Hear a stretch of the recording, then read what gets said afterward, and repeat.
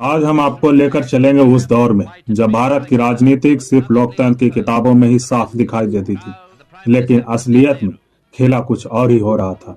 हाँ, ये कहानी है आजाद भारत के शुरुआती दिनों की, जब एक वोट ने भारत का भविष्य तय कर दिया।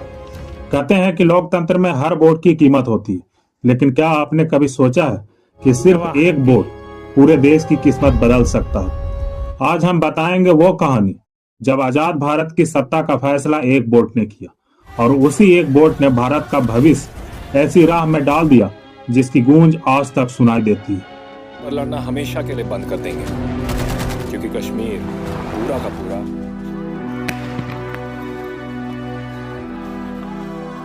सबकी बिजली काट दो। 1947 भारत को आजादी मिली, लेकिन आजादी के साथ ही उठा सबसे बड़ा सवाल, देश का पहला प्रधानमंत्री कौन होगा। सत्ता के इस खेल में दो नाम सबसे बड़े थे। सरदार वल्लभ भाई पटेल, लौह पुरुष जिसने रियासतों को भारत में जोड़ा। जवाहरलाल नेहरू, गांधी जी के चहेते। जब कांग्रेस प्रांतीय समितियों से राय ली गई तो 12 प्रदेशों ने पटेल का समर्थन किया। नेहरू, उन्हें सिर्फ एक समिति का वोट मिला, यानी पटेल भारी बहुमत से आगे थे। लेकिन यहाँ पर लोकतंत्र हारा और कांग्रेस की राजनीति जीती। लोकतंत्र में होना चाहिए था कि जिसे जनता या पार्टी के प्रतिनिधि ज्यादा समर्थन दे वही प्रधानमंत्री बने। उस समय कांग्रेस की 15 प्रांतीय समितियों ने प्रधानमंत्री पद के लिए नाम भेजे, जिसमें 12 ने पटेल को समर्थन दिया और सिर्फ एक ने नेहरू का नाम लिया। यानी लोकतांत्रिक प्रक्रिया साफ साफ पटेल को आगे रख रही थी। लेकिन गांधी जी ने जब कहा कि उनकी पसंद नेहरू है तो पूरा कांग्रेस सिस्टम पलट गया। यहाँ व्यक्तिगत इच्छा लोकतांत्रिक राज से बड़ी साबित हो गई। मतलब लोकतंत्र नहीं जीता, बल्कि हाई कमान कल्चर शुरू हुआ। अब सवाल उठता है कि अगर कांग्रेस की 15 में से 12 प्रांतीय समिति पटेल के नाम पर मुहर लगा चुकी थी, तो फिर आखिर लोकतंत्र की आवाज को क्यों दबाई गई? क्यों गांधी जी ने लोकतंत्र प्रक्रिया को किनारे कर अपने पसंदीदा नेता को प्रधानमंत्री बना दिया?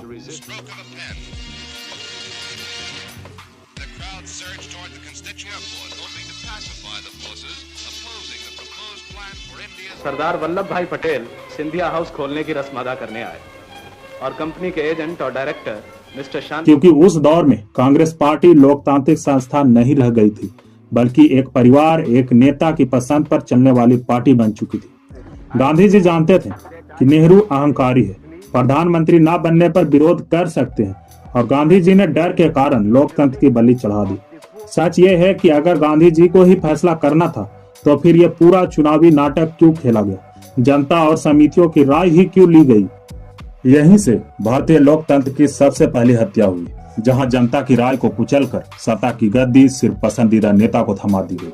नेहरू को प्रधानमंत्री बनाने का फैसला सिर्फ एक व्यक्ति की पसंद पर हुआ, और यही फैसला बाद में वंशवाद को जन्म देता है। सवाल सिर्फ इतना नहीं है कि नेहरू प्रधानमंत्री क्यों बने, बल्कि ये भी है कि इस थोपे गए फैसले ने भारत की राजनीति को किस दिशा में धकेल दिया।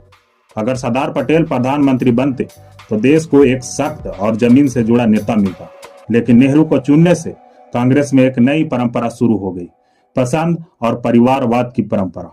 1964 में नेहरू की मौत के बाद प्रधानमंत्री बने शास्त्री जी, लेकिन जल्द ही उनकी भी मौत हो गई। इसके बाद फिर से नेहरू गांधी परिवार को आगे कर दिया गया। इंदिरा गांधी को सिर्फ इसलिए प्रधानमंत्री चुना गया क्योंकि वो नेहरू की बेटी थी, न कि इसलिए कि वो सबसे सक्षम थी।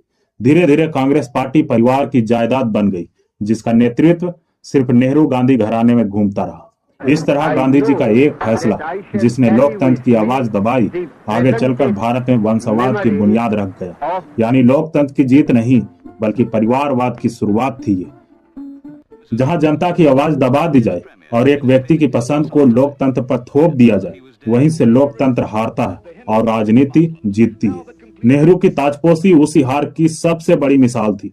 अब जरा सोचिए, एक वोट जो जनता की नहीं बल्कि कांग्रेस की अंदरूनी चालों का नतीजा था, उस वोट ने देश का प्रधानमंत्री तय कर दिया। और उस एक वोट का नतीजा क्या हुआ? कश्मीर का मसला जिसे हल करने के बजाय और उलझाया गया। कैसे, यह भी जान लीजिए। पाकिस्तान ने कबालियों को भेजकर जम्मू कश्मीर पर हमला कर दिया। महाराजा हरि सिंह ने भारत से मदद मांगी और इंस्ट्रूमेंट ऑफ एसोसिएशन पर हस्ताक्षर किए। मतलब जम्मू कश्मीर कानूनी रूप से भारत का हिस्सा बन गया था। उस समय सरदार पटेल चाहते थे कि सेना पूरा इलाका पाकिस्तान से छुड़वा ले, लेकिन नेहरू जी ने युद्ध रोककर मामला संयुक्त राष्ट्र में ले जाने का गलत फैसला लिया। नतीजा, पाकिस्तान ऑक्यूपाइड कश्मीर यानी पीओके आज तक भारत से अलग है। नेहरू और शेख अब्दुल्ला की दोस्ती ने कश्मीर को विशेष दर्जा यानी 370 दिलाया। इसने कश्मीर को भारत से पूरी तरह जुड़ने से रोक दिया। यही कांग्रेस की सबसे बड़ी भूल थी, एक ऐसा बीज बोना जिससे आतंकवाद और अलगाववाद पनपता रहा।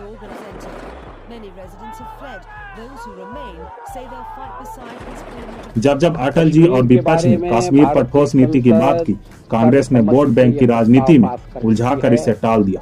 कश्मीर का इस्तेमाल कांग्रेस ने हमेशा राजनीतिक हथियार की तरह किया है, न कि भारत की एकता और अखंडता के सवाल के रूप में। सोचिए, अगर 1947 में कश्मीर का मसला पूरी तरह से हल कर दिया गया होता तो न आतंकवाद होता, न धारा 370 का बोझ और न हजारों निर्दोषों की शहादत। लेकिन कांग्रेस ने हल की बजाय उलझने चुनी और भारत दशकों तक इसकी कीमत चुकाता रहा। ये जो इंडिया ने हमारे इस प्यारे मुजाहिद जनाब अफजल गुरु को शहीद किया। और इतना ही नहीं, चीन से 1962 की करारी हार जिसने देश की सीमाओं को संकट में डाल दिया, वंशवाद की शुरुआत जिसके बाद लोकतंत्र परिवारवाद की कैद में फंस गया। यानी एक वोट ने सिर्फ प्रधानमंत्री नहीं तय किया, बल्कि भारत की दशकों की राजनीति की दिशा तय कर दी। जनता जिस नेता को चाहती थी वो नहीं बना, जो कांग्रेस हाईकमान चाहता था वही प्रधानमंत्री बना। ये कहानी बताती है कि कांग्रेस का लोकतंत्र हमेशा परिवार प्रधान रहा है, न कि जनता प्रधान। और यही एक वोट भारत की असली नियति बदल गया। दोस्तों, लोकतंत्र में हर वोट की अहमियत है, लेकिन जब वोट को चालाकी और वंशवाद के लिए इस्तेमाल किया जाए तो नतीजा सिर्फ सत्ता बचाने का होता है, देश बचाने का नहीं। एक वोट की यह कहानी हमें हमेशा याद दिलाती है कि कांग्रेस की राजनीति ने भारत को लोकतंत्र नहीं बल्कि वंशवाद का गुलाम बनाया।